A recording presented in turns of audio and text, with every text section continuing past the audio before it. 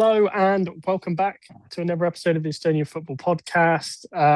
We are joined by Harrison Jones. I can't say the name of the the organisation you're a part of. It's too Welsh for me. But we're going to be talking about the Conference League match coming up between Levadia and Caernarfon Town. Thank you for joining us, Harrison. How are you? I'm doing good, thank you. It's pronounced a club Pêl-Droed. I think it's pronounced football club. That's it. Yeah. Okay. So Carnarvon Town, um, I suppose, fairly new to European competition. I'd take a guess at, judging by the normal standard in Wales being TNS, being the big boys. What could Levadia expect from Carnarvon Town?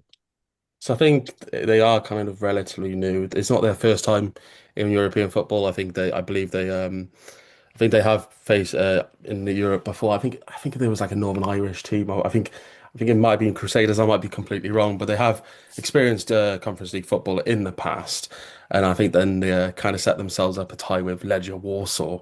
And of course, we all know Legia Warsaw is quite a dominant force, which they eventually lost out by. But what you can kind of expect with Carnarvon is their fan base is a very strong fan base. They always feel like the 12th man when they're going into games. But with Carnarvon, you can expect with their side is a very senior side compared to what you could see from before with the signings they've made. So the signings you could see are Ben Nash, Sean Bradley, Noah Edwards, and Zach Clark, just to name a few. And some of these are like fan favourites returning. Some of these have over 400, 500 appearances in the Welsh top flight as well. So you could probably expect, you can say, a tough game, a tough battle. Yeah. Where would you say they're most vulnerable?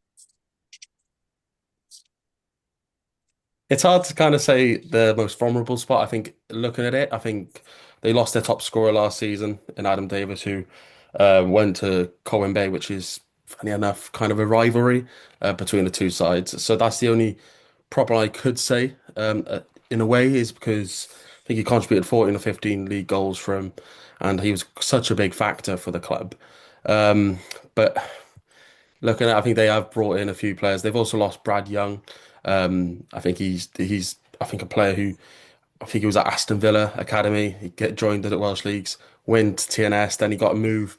I think into like I think Saudi Arabia, and there was controversy. Then he came to Carnarvon.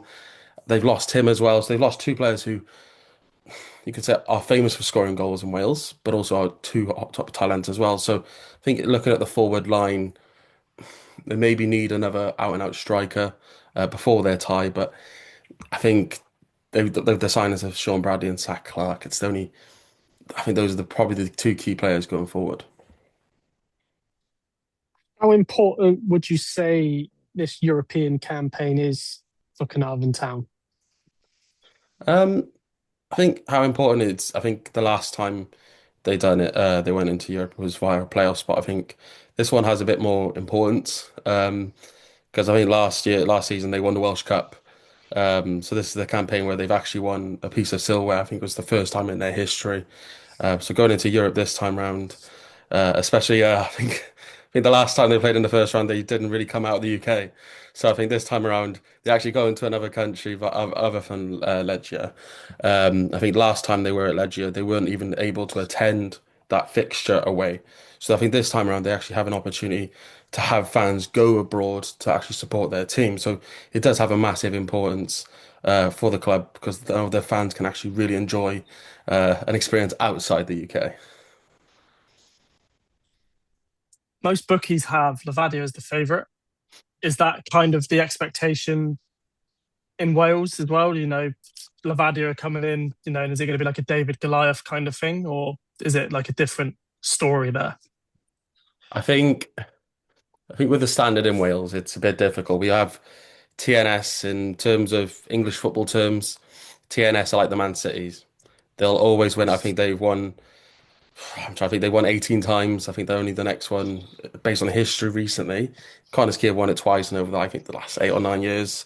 So I think in terms of money, especially with when TNS were in the Conference League, the money they would have generated from that compared to the rest of the leagues, it's completely far superior. I think Wales are the worst bar one, I think for the rankings, I believe. We need like it, it's not looking great. I think, yeah, like you said, the favourites will be Levadia, just in terms of, I think I would say the standard. It's just more like the money within the Welsh leagues in particular. I think, like you said, like I said, TNS are a top side. They're going to be the top side. They're the ones who spend the money. They're a full-time club. With Caernarfon, I don't think they're full-time. I think they're still semi-professional. So in terms of trying to meet the level of, if this was a if you were saying that the other way, if it was TNS facing Levadia, there might be a better chance. But for the Caernarfon perspective, I think there was like, from what I saw, there was a 5 or 7% chance, and that's very realistic based on Wales's previous luck in the European competition. I think last season, I don't think Wales even won a game, or I don't. Yeah, I don't think. I don't think we even won a game in Europe last year, which done really bad for our coefficient. But I think, everybody's hoping, especially for the coefficients in Wales, that, well, hopefully Caernarfon can pick up a win against Levadia. Yeah. Okay. Who would you say are the key players that Levadia should watch out for? So there's quite a few, but I'll start with Philip Mooney. He is a defender. It's funny enough starting off with a defender, but he's a defender who has got 7 goals, which is unheard of in a way, considering their top scorer was their striker. Philip Mooney, definitely a player to watch out for. But also, like I said, in the past, they brought back Sean Bradley and Zach Clark, 2 players who were on loan from TNS. But Sean Bradley would have played in Europe with TNS in the Conference League. So he has some experience in European football. And I think within the Welsh Cup final, he massively played a part to their success. But like I said, like when they had their 12th man, any fan favourites, they'll always play under the pressure. But I think all of the players are. I think another player is Chris Marriott as well. He's a player who's got over 450 appearances in the Cymru Premier. I think he's like a 12-time winner, brings real experience, played in multiple European campaigns. But I think, yeah, like I think the overall team, you could say, is, I think, looking compared to before, it's just the experience they brought in. Um, so trying to pick out a star man, I think it's probably Sean Bradley. I think it's you never know on his day that he'll turn up a little bit piece of skill, go around a man, chip him, whatever around it. If anyone is to score, I reckon it's Sean Bradley. Yeah. One last question for you. Um, what do you think the score would be over 2 legs? Um, for a Welsh perspective, I really hope Caernarfon can pull out a result. Um, it just depends on the day. If there are any fans, like I said, the 12th man for Caernarfon will be the most important part, especially with, I believe, when they play their home leg.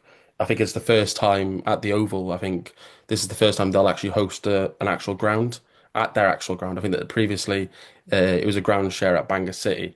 This time around, it's actually at the home ground, which they haven't played in, I don't believe, for 12 months. So you can probably expect a real bounce when they play at the Oval. If in terms of the score prediction, I believe when they play at the Oval, they'll win. It just depends on the other side in the away in the fixture Estonia. Across the 2 legs, I think there'll be a few goals. I reckon. Let's be generous. 3-2 Caernarfon. Let's say that. Oh, okay. I was going to lean more 4-1 Levadia over 2. But He's, that's, again, that's me being optimistic. But Levadia are in top form at the moment and halfway through a season, so fitness and yeah, all that kind of stuff might play into it. So that's why I'll lean towards that. we'll wait and Yeah, see. yeah. But yeah, thanks for coming on, Harrison. Just a quick preview of who Caernarfon Town are, like we like to do for all European games. So yeah, thanks for joining us. No worries. Thank you.